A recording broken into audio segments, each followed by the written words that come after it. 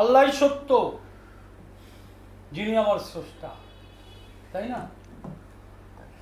আল্লাহ আদমের মধ্যে উপস্থিত।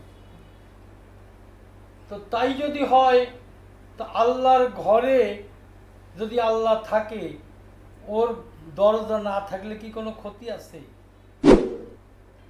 আসলে মনে হয় নাই। তো যাই হোক, আজকের যে আসর, আমাদের মাতাল কবি আব্দুর রাজ্জাক দেওয়ানের ছাত্র আব্দুর রাজ্জাক দেওয়ান সাহেব এখানে উপস্থিত হয়েছেন। তো উনি কিছু প্রশ্ন থ্রো করে গেলেন আমাকে। আসলে সাইজির প্রত্যেকটা পদই মানুষের কল্যাণের জন্য, জানার জন্যে। তো উনি প্রশ্ন রেখে গেলেন, চাঁদের গায়ে চাঁদ লেগেছে, আমরা ভেবে করব কি? ঝিয়ের পেটে মায়ের জন্ম, তোমরা তাকে বলবে কি? আসলে চাঁদেতে চাঁদ হলে মিলন, নতুন চাঁদের উদয় হয়, কথাটা এরকম। তা আসলে তো তাই দেওয়ান সাহেব, যে চাঁদের সাথে মিলন হলে আপনার কি কথা আছে? আর আপনার তো কিছু বলার নাই, কারণ ওখানে চাঁদ এবং চাঁদের যদি মিলন হয়, তাহলে কি হবে? একটা নতুন চাঁদের উদয় হবে। আর ওই চাঁদটা থাকবে সেই ঘরে যে ঘরের দরজা নাই, জালনা নাই, কে তাহারে আহার যোগায়। তো বলছে যে ওখানে মাতৃ জঠরে যখন আপনি ছিলেন দেওয়ান সাহেব, তখন কেমন ছিলেন? ছিলেন কেমন? তো মাতৃ জঠরে যখন ছিলেন, তখন ওই মায়ের গর্ভের ঘর, ওই ঘরের কোনো জালনা দরজা ছিল না।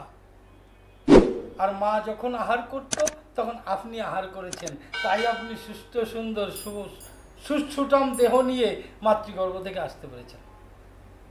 6 মাসের এক কন্যা ছিল, 9 মাসে তার গর্ভ হলো, 11 মাসে 3টি সন্তান। কোনটা করবে ফকির? এখানে কথা হচ্ছে কোনটা। জি, এখানে 3টা সন্তান কি? তা বলছি যে ইরা, পিঙ্গলা, সুষমা। একটা মানব দেহ মাতৃ জঠর থেকে যখন বেরিয়ে আসে, 11 মাস, 10 মাস, একদিন হলেও 11 মাস হয়। যখন এই 10 মাস পার হয়, তখন তাকে 11 মাস বলা হয়। তাই 11 মাসে 3টা সন্তান নিয়ে দেহটা বেরিয়ে আসে। কি কি সন্তান? ইরা, পিঙ্গলা আর সুষমা। তো ইরা ডাইন, পিঙ্গলা বাম, দুইজন দুই দিকে বসে আছে আমার। আর মাঝখানে থাকে সুষমা, যে সুষমায় ফকিরি উদয় হয়। ফকির এত সস্তা কথা না। যদি কারোর মধ্যে ফকিরি উদয় হয়, তবে তা দেখা যায়, আর সেটা হলো সুষমায় উদয় হয়। তাই সুষমায় যখন ফকিরি উদয় হয়, যখন চন্দ্রভেদ উদয় হয়ে যায়, তখন ওইখানে ফকির স্থিতি হয়ে যায়। আর ওই সুষমায় তখন ফকিরি করে, যেই আসুক ওরে দেখেই ভক্তি দিয়ে দেয়। ওইটা না দেখলে ভক্তি দেওয়া যাবে না। বলেছে যে আল্লাহ আদম না হইলে দোষ হইবে সেজদা দিলে, শিরক গুনাহ যারে বলে এদিন দুনিয়ায়।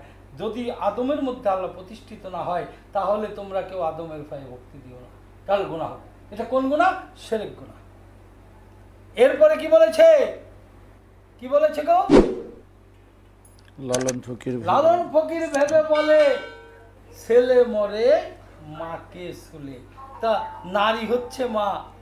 এই জগতে নারী শব্দটা আমরা ব্যবহার করি না, মা শব্দটা ব্যবহার করি। কারণ নারী হচ্ছে মা, আর পুরুষ হচ্ছে তার ছেলে।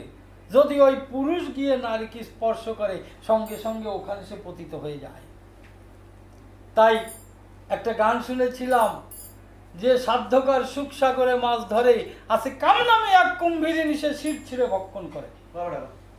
তো ওই মায়ের কাছে গেলে ওখানে কুম্ভীরিনীর উদয় হয়, আর তখন শির ছিঁড়ে তাকে খেয়ে ফেলে, ওখানে ছেলে মারা যায়। যাই হোক, এর চেয়ে বেশি আর বলবো না।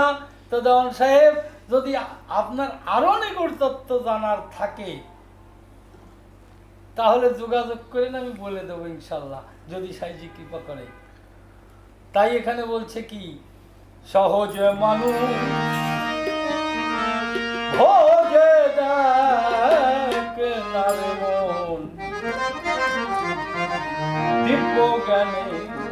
দেওয়ান সাহেব, সহজ মানুষ খোঁজেন আর নিজে সহজ হয়ে যান, দিব্য জ্ঞান খুলে যাবে, আর ওই মানুষটাকে বুঝলে আপনার প্রশ্নের উত্তর সবই পুঙ্খানুপুঙ্খ পেয়ে যাবেন। বাহ বাহ বলি ভাবি রে